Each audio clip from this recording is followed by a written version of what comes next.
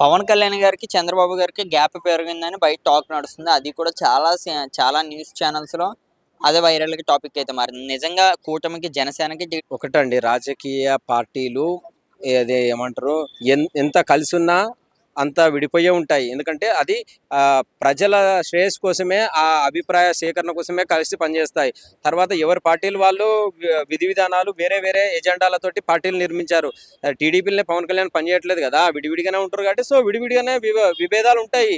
అనేక రకాల విభేదాలు వస్తుంటాయి. ఎందుకంటే నువ్వు చెప్పినట్టే నేను చేయాలంటే నేను నీ పార్టీలో ఉండాలి గానీ, నేను స్వయంగా పార్టీ పెట్టుకున్నప్పుడు నా విధి విధానాలు వేరుంటాయి. నీ విధి విధానాలు వేరుంటాయి.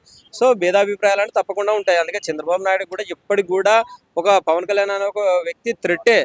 చాలా మీటింగ్‌లలో కూడా చంద్రబాబు నాయుడు అంటున్నాడు, ఈ పవన్ కళ్యాణ్ మనకు ఎక్కడ దొరకడురా బాబు! మన మాట వినడం లేదు. మనం చెప్పిన ఏది కూడా పాటించడం లేదు.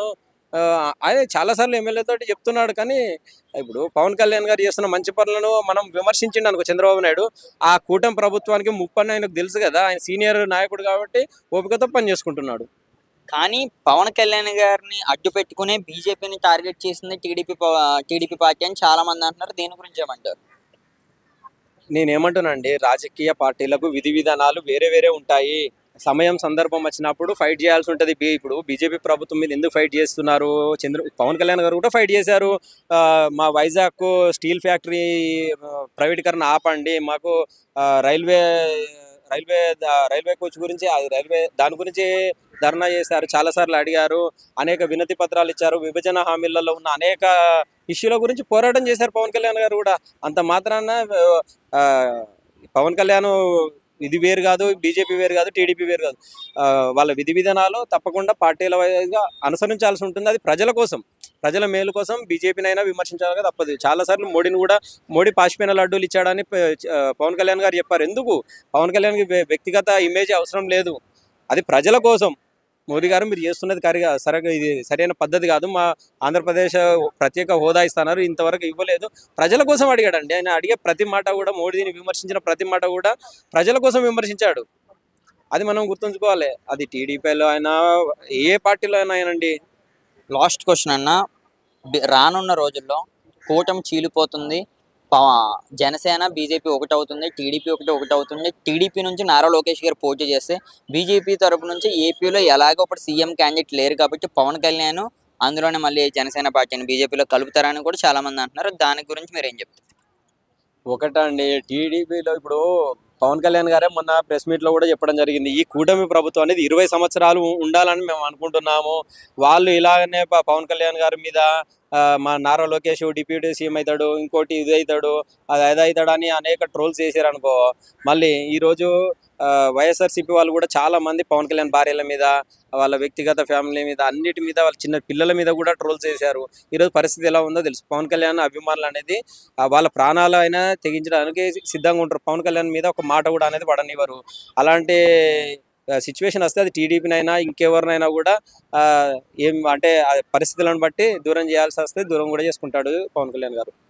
దాని మీద మరి దాని వల్ల చూసుకుంటే, గతంలో చూసుకుంటే చిరంజీవి గారు ఎలాగైతే ప్రజారాజ్యాన్ని కాంగ్రెస్ లో కలిపారో, మరి అదే వే మళ్ళీ ఇప్పుడు మళ్ళీ రిపీట్ అయ్యే అవకాశం ఉందా? జనసేన తీసుకెళ్లి బీజేపీలో కలిపే అవకాశం ఉందా పవన్ కళ్యాణ్ గారు? నేను అదే చెప్తున్నానండి. ఇప్పుడు పవన్ కళ్యాణ్ గారికి విమర్శలు జనసేన పార్టీ నాయకుల మీద కానీ, జనసేన పార్టీ విధి విధానాల మీద కానీ, లేకుంటే పవన్ కళ్యాణ్ గారు కానీ ఇలాంటి ట్రోల్స్ ఇప్పుడు నారా లోకేష్ గారు డిప్యూటీ సీఎం అని 2-3 ఎమ్మెల్యేలు కూడా మాట్లాడిన సందర్భాలున్నాయి. అట్లనే ఇంకా పిచ్చి పిచ్చి ట్రోల్స్ చేశారనుకోండి, అధికార పార్టీలో ఉండి హుందాగా ఉండాలి. ఇప్పుడు 10 మందికి జవాబుదారీగా ఉండాలి. ఇట్లాంటి చిల్లర ట్రోల్స్ ఇప్పుడు మాలాంటి వాళ్ళు చిల్లరగా చేస్తే అది వేరండి. ఒక హోదా ఇచ్చిర్రు ప్రజలు, ఒక 2 లక్షల 3 లక్షల మంది ప్రజలు ఓట్లు వేసి ఒక ఎమ్మెల్యేగా ఎంపీగా గెలిపిస్తే ఇట్లాంటి చిల్లర మాటలు కూటమిలో ఉండి మాట్లాడడం అనేది చాలా బాధాకరం. సో ఇట్లాంటి ఇప్పుడు ఆరోపణలు మొన్న చంద్రబాబు నాయుడు ఖండించాడు కాబట్టి ఏం కాదు.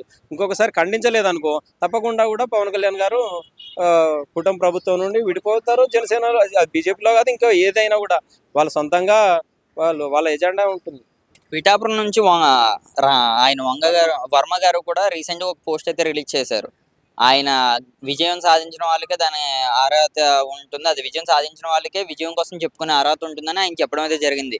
ఆయన ట్విట్టర్లో అవ్వచ్చు, సోషల్ మీడియాలో అవ్వచ్చు. మరి దీని గురించి ఏమంటారు? అంటే ఆల్రెడీ పవన్ కళ్యాణ్ గారికి ఇప్పటి నుంచే వ్యతిరేకత పెరిగింది ఆంధ్రప్రదేశ్లో అని చాలా మంది అంటున్నారు. ఏమంటారు ఇది లాస్ట్? ఒకటండి, మీరు అడిగిన లాస్ట్ క్వశ్చన్ చాలా బాగుంది. ఇప్పుడు వర్మ గారు పెట్టారు, అది డిలీట్ చేశారు ఆయనకు. ఎందుకంటే అది ఆయన కాన్స్టిట్యున్సీ. సో ఆయనకు టికెట్ రాలే అని ఎవరికైనా బాధ చేసుకోవడం చాలా సార్లు చెప్పడం జరిగింది.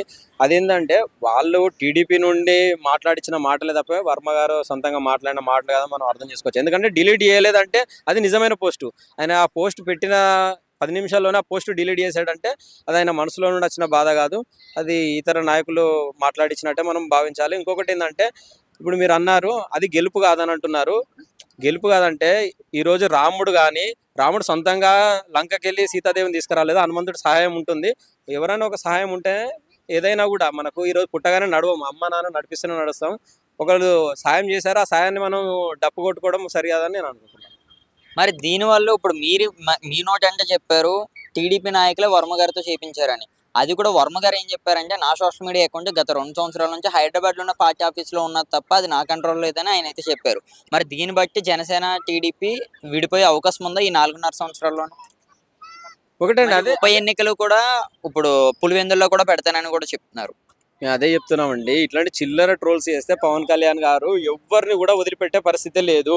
చాలా మందిని మనం చూసాము, చిన్న చిన్న రిమార్క్స్ వస్తేనే ఈరోజు జానీ మాస్టర్ విషయంలో అవుతుంది, కిరణ్ రాయ్ విషయంలో అవుతుంది, లేదంటే ఎవరి విషయంలోనైనా కూడా చిన్నగా రిమార్క్ వచ్చిందంటే అది ఎవరినైనా పవన్ కళ్యాణ్ గారు వదిలేసి ప్రజల కోసమే పనిచేస్తాడు.